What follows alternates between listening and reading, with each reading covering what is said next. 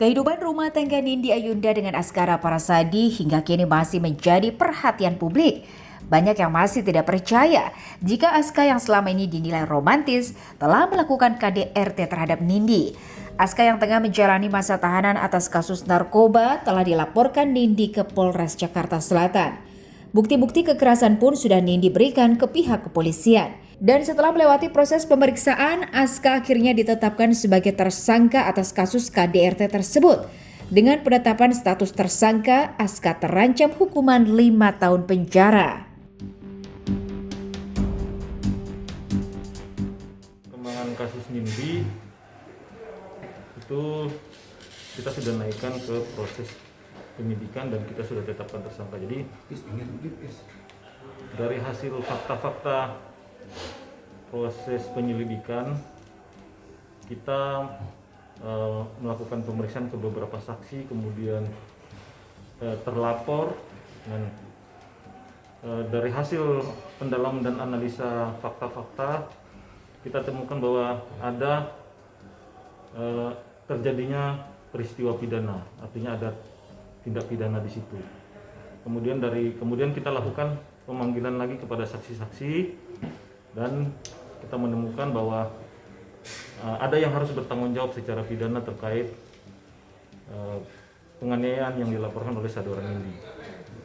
Dari hasil pemeriksaan saksi-saksi kemudian kita melakukan gelar perkara dan selanjutnya kita naikkan kepada statusnya kepada tersangka. Kita jalan prosedur seperti biasa ya.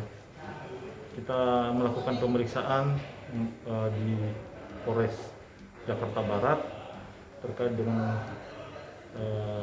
apakah yang bersangkutan itu mengakui atau tidak, itu bukan bagian dari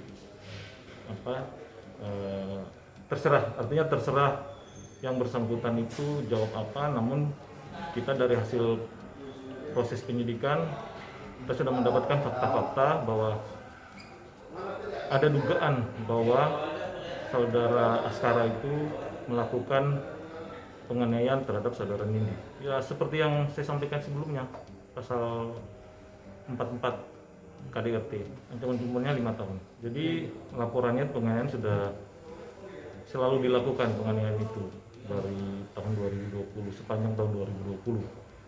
Namun kan kita tetap mengacu pada laporan terakhir, artinya yang dilaporkan itu terkait dengan penganiayaan yang mana, artinya penganiayaan yang terjadi itu penganiayaan yang terdekat dengan laporan itu, yaitu di bulan September, dan masih ada sudah dimintakan visum di dokter dan visumnya memang ada lebam-lebam di banyak bagian tubuhnya. Semua kita akan panggil kembali, untuk melengkapi BAP atau pemeriksaan yang belum lengkap.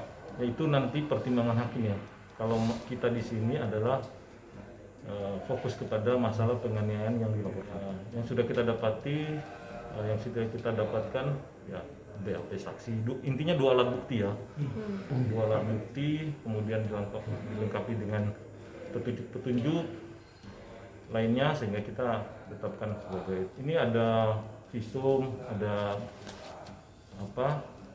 keterangan saksi, keterangan ahli, termasuk keterangan korban itu sendiri. Jadi semua bagian-bagian itu sudah cukup bagi kami untuk menetapkan statusnya menjadi tersangka.